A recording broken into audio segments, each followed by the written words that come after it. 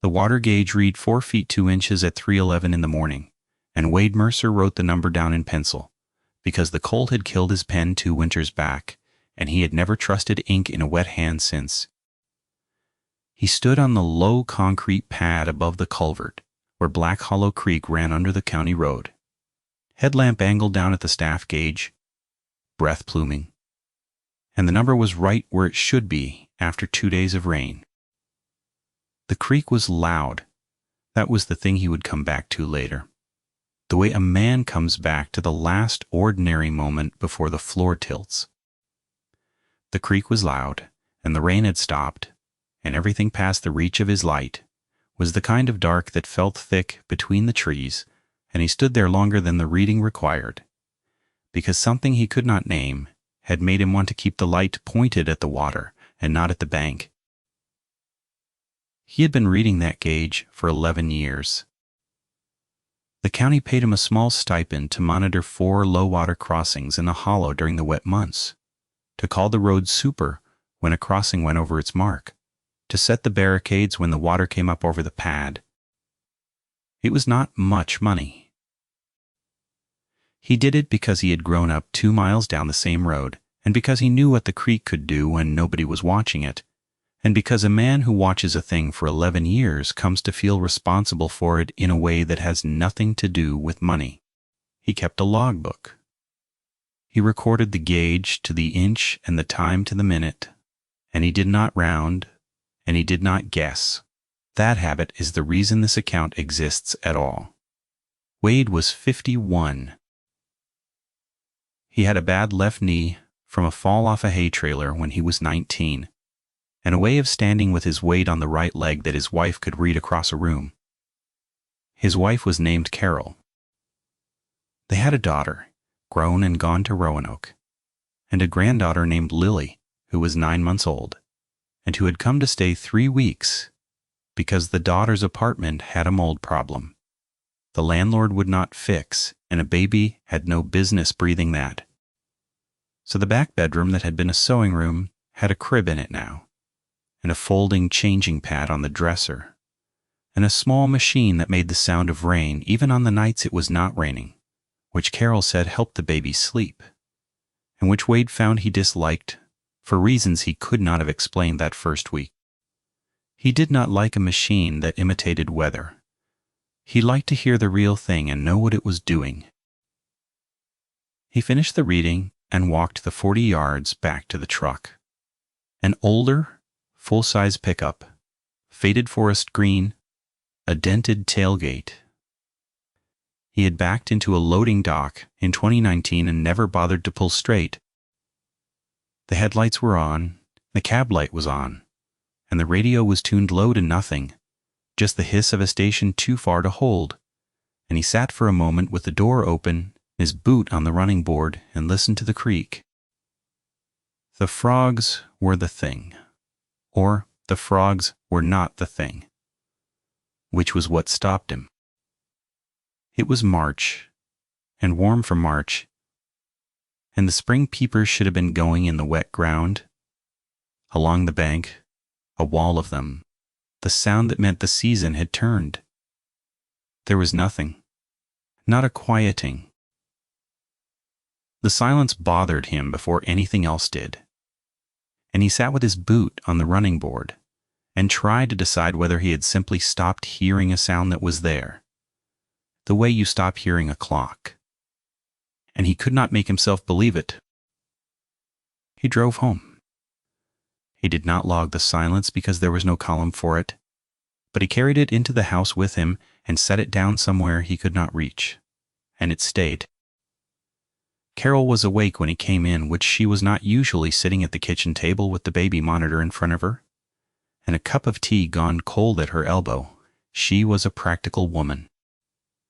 She had run the office at a veterinary clinic for 20 years, and she did not spook and she did not invent things, and when Wade came in stamping the wet off his boots, she looked up at him with an expression he did not have a name for yet. "The monitor's been doing something," she said. "Around 2. A sound on it." "I thought it was the baby, and it wasn't the baby." "What kind of sound?" I don't know, low, like it was coming through the wall.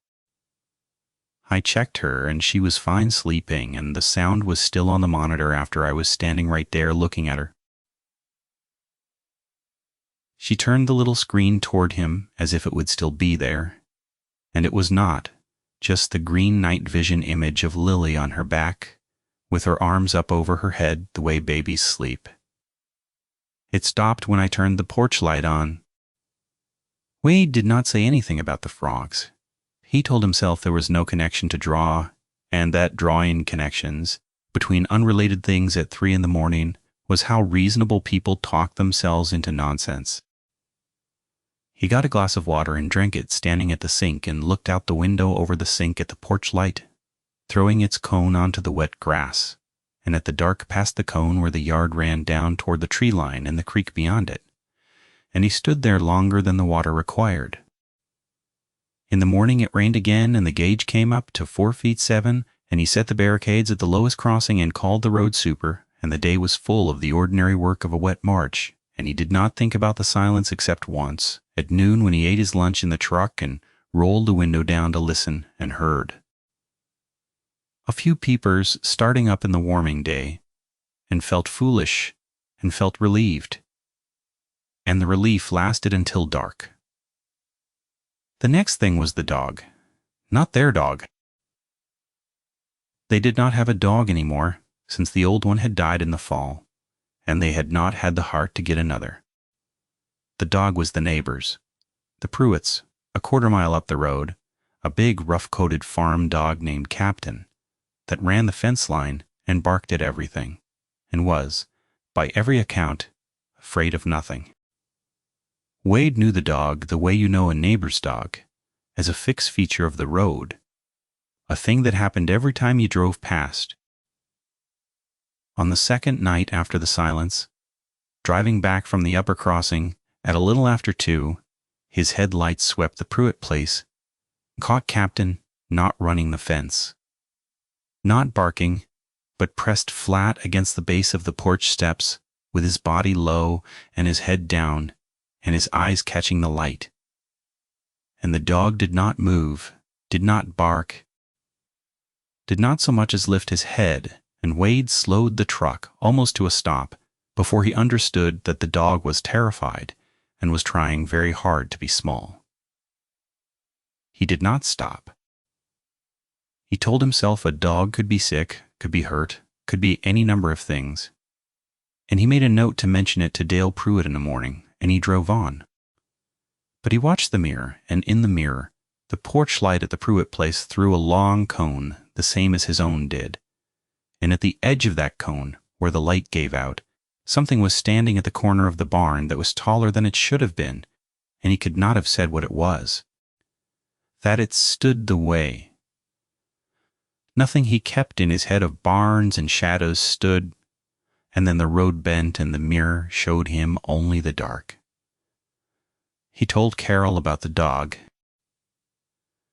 He did not tell her about the corner of the barn, because he had not seen it well enough to put it into words he could defend, and he had a rule about that, about not saying more than he knew.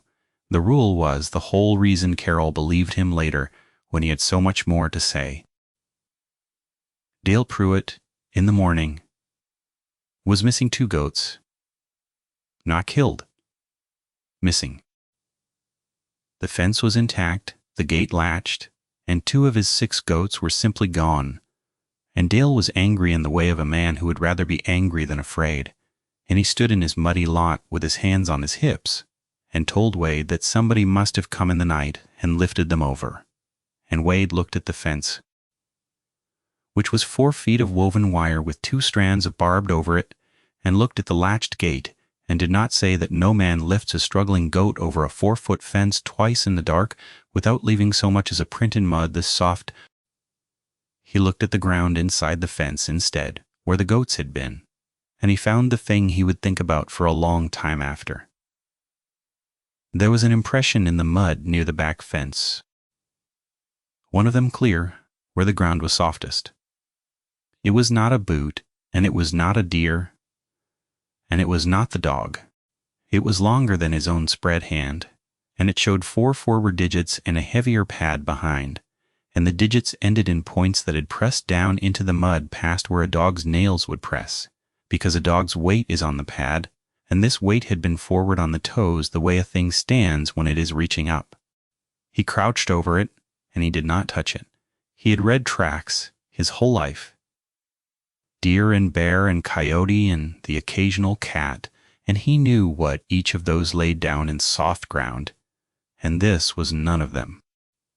He took the carpenter pencil from his shirt pocket and laid it across the impression for scale and looked at it, and the pencil did not span it, and he sat on his heels in the Pruitt lot, with the wet coming through his jeans, and felt the first true cold go through him, the cold that is not temperature. "Coyote got him," Dale said behind him. "Big coyote, maybe," Wade said. The lie landed between them, and they both heard the lie land.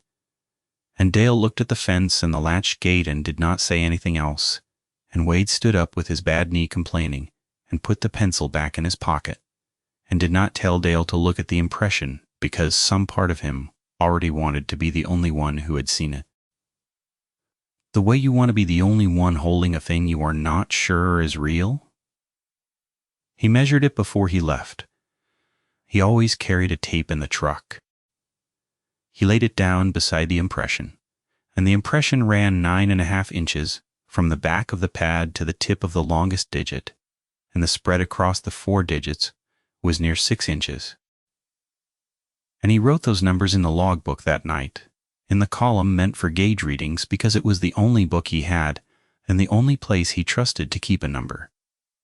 And he sat at the kitchen table after Carol had gone to bed and looked at the numbers, and each one stood up for a moment and then sat back down, because a coyote does not run 6 inches across the toes, and a bear does not walk on the points of its claws, and a man does not lift 2 goats over a fence. The rational explanation tried and discarded in the same sentence it was offered. He closed the book. The rain held off for 3 days after that, and the creek dropped, and his nights got quiet, in the ordinary way, and he almost let it go. That is the part he came to understand later, how much a man wants to let a thing go, how the mind reaches for the version of events that lets you sleep. He drove his crossings and read his gauges and ate his lunch with the window down, and the peepers came on full, now in the warm evenings, and the silence at the culvert did not come back. And he began to fold the impression in the Pruitt lot into the... Then on the 4th night, the rain came back hard, and the creek came up, and he went out at 2 to read the gauges, and the peepers stopped while he was standing at the lowest crossing. He heard them stop. That was the thing. He was standing on the concrete pad with his headlamp on the staff gauge reading 4 feet 9, and the peepers were a wall of sound all around him in the wet dark. And then they were not, in a ring, the way silence moves out from a thing that has entered the water upstream. The silence came toward him down the creek. He understood it the way you understand weather, by the front of it, by the edge where sound became no sound, and he stood with his light on the gauge and made himself finish the reading and write the number, because the number was his job and the number was the one solid thing he had, and then he turned the light off. He did not know why he turned it off. He would think about that later too. Some animal part of him understood that the light made him visible, and made everything past the light invisible, that he was standing lit up on a concrete pad in the dark, with a thing coming down the creek, and the only advantage he had was to stop being the brightest object in the hollow. So he turned the lamp off, and stood in the absolute dark, and let his eyes come open, and listened. The creek ran. Past the creek there was nothing, the held breath of a wood where every small thing that makes the ordinary night sound had gone still. And into that nothing came a sound he had never heard, and would never afterward be able to describe to anyone's satisfaction. A bass rumbled down under the threshold of a normal voice, with a chattering vibration riding on top of it like 2 throats working in one chest, and it came from across the creek and slightly upstream, and it was not loud, and that was the worst of it. that a thing could make a sound that low and that close. He felt it in his sternum before he was sure he heard it at all. He stood very still. He did not run, because some part of him that was older than thought knew that you do not run from a thing you cannot see and cannot outrun, that running is how you become prey, and he stood on the pad in the dark, with the creek between him and it, and he was not startled. He was measuring the way it had measured him. He could not see it. He once that understood, in the telling. He never let himself say more than he saw, and what he saw in that moment was nothing. Only heard, only felt, the sound and the silence around the sound and the certainty that the silence had a shape, and the shape was watching the place where his light had been. After a time he could not say how long. A minute more the sound stopped, and a little after that the peepers came back. First far off and then nearer, the wall of them rebuilding itself the way it had come apart. And when they were full again, he turned his lamp back on and his hand was steady, because he had made it be steady, and the gauge still read 4 feet 9. And he wrote nothing in the silence column, because there was no silence column, and he drove home. Carol was up. She had the monitor on the table and the porch light on already, and she looked at his face when he came in, and she did not ask him if something was wrong, because she could see that it was. He sat down across from her and he told her in order exactly what he had heard and exactly what he had not seen, and he did not embellish and he did not reach for words bigger than the thing. And when he was done, she was quiet for a while, and then she said the thing that changed it from his to theirs. "It was on the monitor again tonight," she said. "Same as before, around the time you'd have been at the low crossing, the same low sound." She slid the monitor across the table to him. "It's not picking up the creek, Wade. The creek doesn't come through on this. I've had it on 3 weeks. It picks up her, and it picks up the room, and tonight it picked up that." He looked at the small green screen, at his granddaughter, on her back, with her arms up over her head, and he understood for the first time that the thing across the creek and the thing on the monitor, that whatever had stood at the edge of the Pruitt light and left the impression in the mud and stopped the peepers in a ring, had a voice that the baby's monitor could hear, and that the monitor was in the back bedroom on the side of the house that faced the tree line and the creek. He did not say any of that out loud. He looked at the screen, and then he got up and walked back to the bedroom and stood in the doorway and looked at the window over the crib, which was latched, and at the dark glass that threw the dim room back at him, and he stood there a long time. He moved the crib that night, away from the window to the inside wall, and Carol helped him, and neither of them said why. And Lily slept through it with her arms up over her head, and did not wake. He called the county the next day. Not the road super, the sheriff's office, the non-emergency line, and he told the woman who answered that he had reason to believe a large animal was killing or taking livestock along Black Hollow Creek, and that he had found tracks he could not identify, and that a neighbor had lost 2 goats. And the woman took it down with the patience of someone who took down many things, and told him that animal complaints went to the county animal control office, and that animal control was 1 man part-time, and that she would pass it along. He called animal control and got a voicemail. A man's recorded voice giving Tuesday and Thursday hours, and asking the caller to describe the nature and location of the complaint. And Wade stood in his kitchen with the phone to his ear and tried to describe the nature of the complaint in a way that would not get the message deleted, and found that he could not, that there were no words for it that did not sound like a man who should not be taken seriously. He left the particulars. 2 goats taken, a fence intact, a track he could not place, his name, his number, the road. He said it flat and slow, the way he read a gauge. No one called back that day or the next.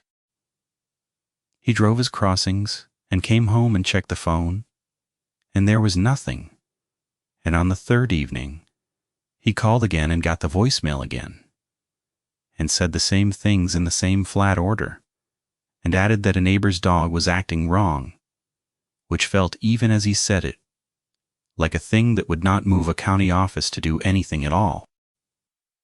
When someone finally did call 4 days on, it was a younger man's voice. Friendly, busy, the sound of a desk behind it. And he had Wade's message in front of him, and he asked whether the goats might have gotten out through a gap in the fence, and Wade said there was no gap, he had walked the whole line. The man asked whether it could have been a bear this time of year, coming out hungry, and Wade said he knew bear sign, and it was not bear sign. There was a pause on the line, the particular pause of a man deciding how much of his Thursday to spend on this. And then the man said, well, he could try to get out that way when he was in the area. No promises. Things were busy with the spring. And he took Wade's number down a second time, though Wade had given it twice already. And that was the end of it. There the matter of institutional help ended, not with a refusal, but with a shrug that traveled down a phone line, a well-meaning nothing, and Wade set the phone down on the counter and stood looking at it, and understood that whatever was going to be done about the thing at Black Hollow Creek, with a tape measure and a logbook and a rifle, he had not fired in 2 years. He got the rifle out that night. It was a lever gun, a 30-30, his father's, and he cleaned it at the kitchen table, with the parts laid out on a towel and the smell of solvent sharp in the warm room, and Carol watched him do it and did not tell him he was overreacting, because she had heard the thing on the monitor. He loaded it and set it in the corner of the back bedroom by the door, where he could reach it. And he did not tell himself a story about what he would do with it, because he did not have one. He only knew that a man does not sit in a house with his granddaughter, and a thing in the tree line, and no answer from anyone, and keep nothing by the door. The pattern set in then, and the pattern was the thing that wore on him worse than any single night. It came on the wet nights. He learned that quickly that the rain brought it, or that the rain brought the swollen creek and the swollen creek brought it. And on the dry nights the hollow was ordinary and he could almost rest. And on the wet nights the peepers would stop in a ring somewhere out past the yard, and the low-layered sound would come and go, never close, never far enough. And Captain, at the Pruitt place, stopped running the fence altogether, and could be seen in the day lying flat against the porch steps with his eyes moving, and Dale Pruitt put his remaining goats in the barn at night and padlocked it, and did not say why, and the two men passed each other on the road, because there was nothing to say that would not sound like the thing reasonable men do not say. Wade started staying up. Not every night, the wet nights. He would do his crossings and come home and sit in the dark kitchen with the rifle across his knees and the monitor on the table and the porch light off, because he had learned that the porch light made a cone he could not see past, and he would sit and watch the tree line run down to the creek and listen to the monitor and wait. Carol slept with the bedroom door open and the baby in the crib against the inside wall. Some nights, nothing came. Some nights the low sound came through the monitor, like something heard through a wall in a motel, present and unplaceable. And Wade would sit very still in the kitchen and grip the rifle and not move, because moving felt like being seen. And in the morning he would go out into the wet grass with his light and look for sign, and sometimes find none, and sometimes find a place by the fence where the grass was pressed down in a patch too large and too deep, where something heavy had stood or crouched and watched the house, and the patch was always on the side of the yard that faced the back bedroom. It learned the house. He came to that understanding slowly, and he hated it, because the understanding meant the thing was not just passing through, not just following the creek up out of wherever the wet weather pushed it. It came to the same side of the yard. It stood where it could see the one window. When he moved the crib, it took, by his reckoning, 2 wet nights for the pressed-down patches to move with it, to appear now nearer the corner where the inside wall met the back wall, as if the thing had stood at the old window and found the crib gone and worked out from outside in the dark. He could not prove that. He knew how it sounded. 1. He wrote it in a logbook anyway, the locations of the pressed grass on the wet mornings, with dates, in the gauge column, because the logbook did not care how it sounded, and the logbook was the only thing that would hold a pattern, and the pattern laid out in his own pencil over 2 weeks was a thing he could not explain, and could not stop seeing once he had seen it. Pattern kept you alive. He had believed that his whole working life, that you read the pattern and stayed ahead of it. This was the first pattern he had ever read that did not let him get ahead of it. It only let him watch it get closer. The trail camera was Carol's idea, and it was a good one, and it failed the way good ideas failed against this thing.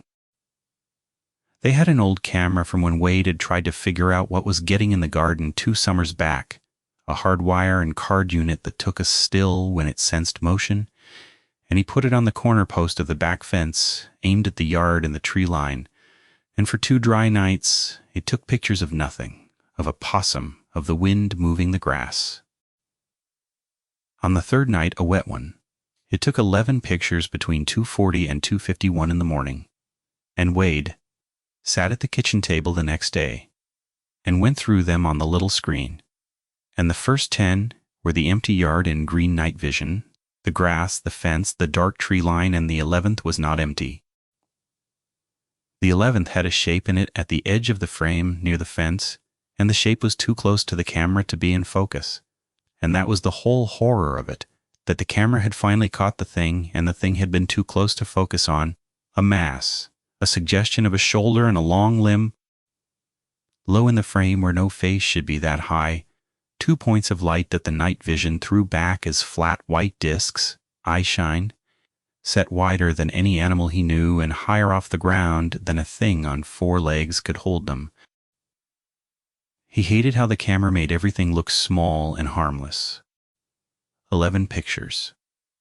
And the 11th was the last, because after the 11th the camera took no more, and when he went out to it, the wire that ran from the camera to its little battery box was cut, not chewed, cut clean, and the camera hung dead on the post pointed at a yard it could no longer see.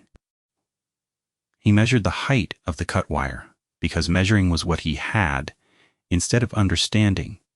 The cut was at 5 feet 4 inches off the ground. Nothing on 4 legs cuts a wire at 5 feet 4. He stood in the wet yard with the tape and the dead camera, and looked at the tree line where the dark held under the wet branches. And he understood that the thing had let the camera see it once and then had ended the camera. Deliberately, the way you would. And he put the tape away and did not say any of that to Carol in those words, but she saw the dead camera in his hand, and she saw his face. And that night she did not go to bed. She sat up with him in the dark kitchen, the 2 of them, and the rifle, and the monitor and the baby, asleep against the inside wall. And the rain came down, and they waited together.